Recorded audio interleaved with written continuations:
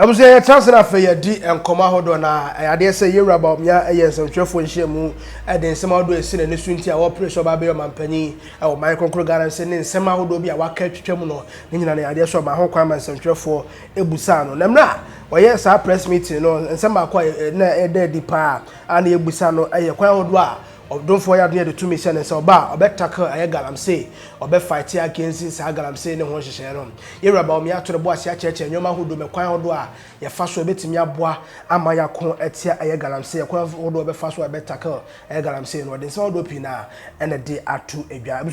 Young Connie and Crochet and so do you about me at the 2 ya if a Galamsey who says and rap when it's central for a share on your bar. Your baby transfer fee, your do home and come on. Atrapesi share Dr. Bawumia ne shishe fofra de ebeko etia Galamsey ayadia so man ko ache Abnapukia was asking about Galamsey and what we are doing about and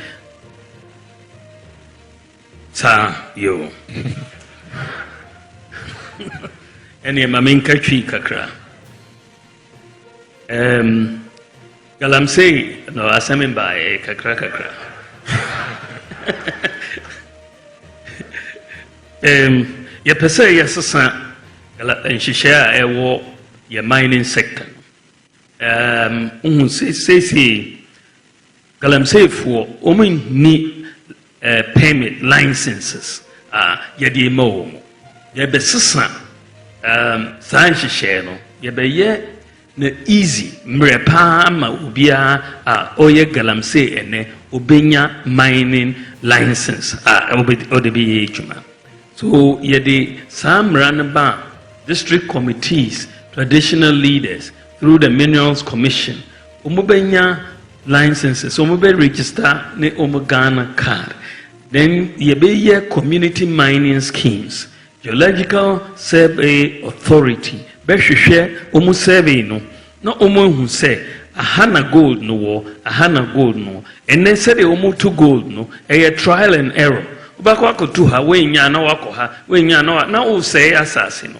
but yet the data ba na ya kanchira mu se Galamsey for or small scale miners ahana gold no wo inti ye hihye community mining scheme wo ho amamo monko ho montoto omo ya na ya to omo gold no adiako Bank of Ghana inti san hihye no na ye de ba bi be hihye Minerals Development Bank ama mining small scale mining sector no so said the Agric Development Bank ye hihye no for equiafo no ye new Minerals Development Bank ama small scale miners na aboa omo na omo nya equipment ye de common use ade a friend common user facilities efidie bia utu gold no na udi chemu na yi high percentage of gold amount sana yede beto ho ama obia in the community mining schemes so that omobenya more gold from their activities enti san ye baswa memejidi se Galamsey no ebetwa so yensizi obia excavator na yashino na or whatever sadia no ebetwa so na yediako right abusani akotie ye anase video kwhwe ye yo mampani abede yera Dr. Alhaji Bawumia otu franka ede ama MPP amanyoko ni nyina samtwafo nhemu ahodo ye a ode ensemado da ne so ode to ye de mu ana ekohwe ebi no ye transfer fe ye din komo ahodo na Bawumia a plans here or there bay. I think say if I Galamsey no hono. Yeah. I think that that's the best way to go. But being the best way to go no.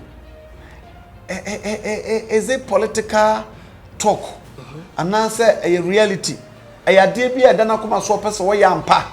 And now say yanki can be munebia because many opportunity ne one of the miners akudin komoda. Yeah. Daylight Mining Company. Amo asamai achim hobebi. Okay. Asama Bawumia kan pepepe na mine kan. Na man suggest say the ebema Galamsey na gya nyina no. Nkrata asam no emu odene. Yeah. Nkrata asam no mu odene pa say obenya krata no dene.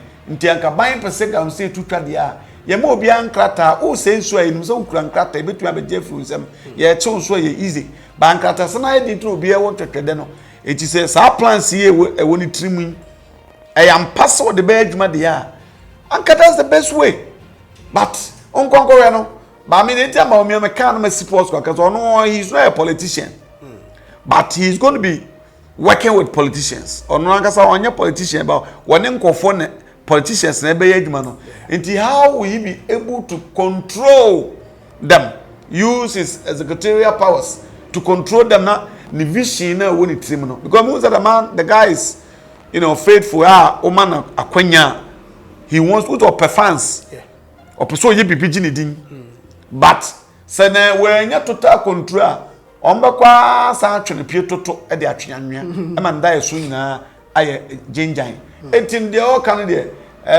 medical kase medical obi de kan ka kire me dada so that's the way to go and said on some oka almost pepe and mine no so kan say osanka ban bo mo no egu kenten ba kum ai daylight mining company mo waye mutum gold nu wi a mo de abra minerals commission na whichever share a petro gold no na abana to firi ho na no mo ne amanfofo adili da bia na nka enema ekoso tianka de o kan kanye bad na mo me dem problem an say if only it is not a political gimmicks. Right, I was here for comment in the comment section. I say, F I M I A. Yakramo.